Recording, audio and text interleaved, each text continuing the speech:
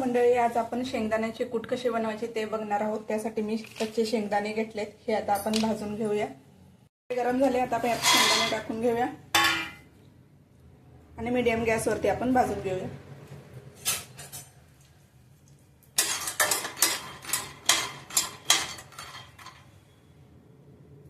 गॅसवरती असे भाजून घ्यायचे।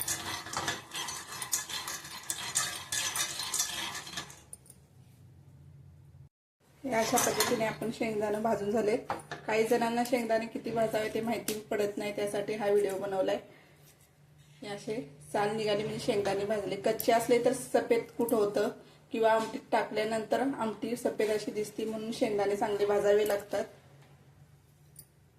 तर मी एकदम हे महिनाभर वापरण्यासाठी कूट करून ठेवते। आपण शेंगदाण्याचे कूट करून घ्यायचे।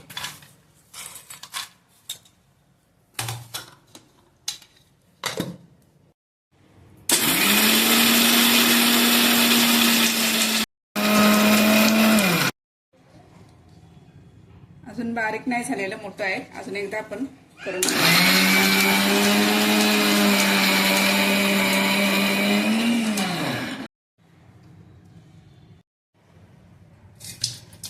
अशा पद्धतीने आपण सर्व कूट बारीक करून घेणार आहोत।